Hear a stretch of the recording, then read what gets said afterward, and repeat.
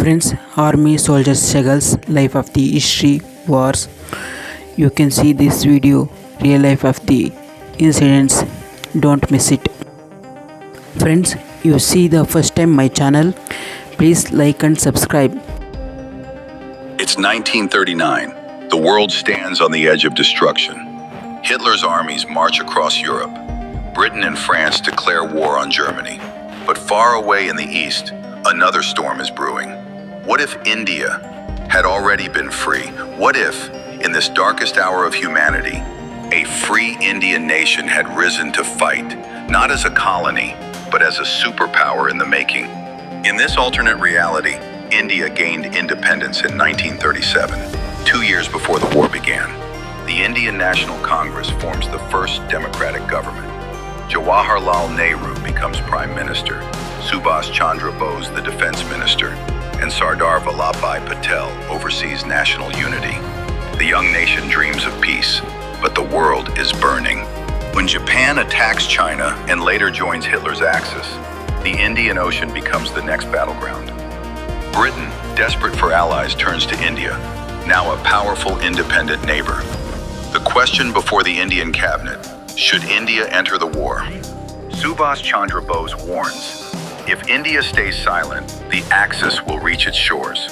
Nehru hesitates, seeking peace and development. But when the Japanese bomb Rangoon, thousands of Indian civilians die in Burma. December 8, 1941. India officially joins the Allied forces as a free, sovereign power. The tricolor is raised over Indian naval ships for the first time in combat.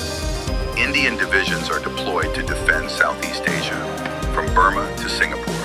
In just months, India builds one of the largest volunteer armies in the world, over 3 million soldiers. From Punjab's regiments to Madras engineers, from Himalayan scouts to Indian Air Force pilots, the nation unites. The Axis powers underestimate them, but not for long. Japan strikes the Andaman Islands. The Indian Navy retaliates. Operation Garuda begins. For the first time, Indian warships and air squadrons engage Japan directly over the Bay of Bengal. The battle will decide control of the Indian Ocean. India's success changes everything.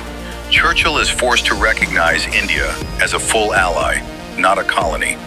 Indian officers join Allied strategy councils in London and Washington. For the first time, an Indian flag flies next to those of Britain and the United States. By 1944, Indian armored divisions land in Italy to support Allied forces. The world watches as Indian troops fight across North Africa and into Europe, from El Alamein to Rome. Soldiers chant Jai Hind as they liberate towns once held by Nazis. In 1945, the Axis falls. Hitler is dead. Japan surrenders after atomic bombings. But in this timeline, the victory is shared equally.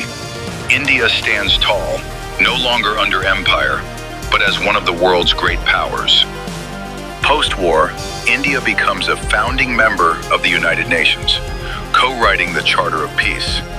The nation industrializes rapidly, leads Asian reconstruction, and becomes a nuclear and space power decades earlier. A free India in 1939 didn't just fight the war, it changed history itself. What if this had truly happened? What if India had entered World War II, not as a colony, but as a free nation? Perhaps the map of today's world would look very different. Sometimes, history isn't just written by victors, it's shaped by the timing of freedom. If you like this alternate history story, imagine how the world could change with just one different choice. Like, share, and subscribe for more cinematic What If episodes.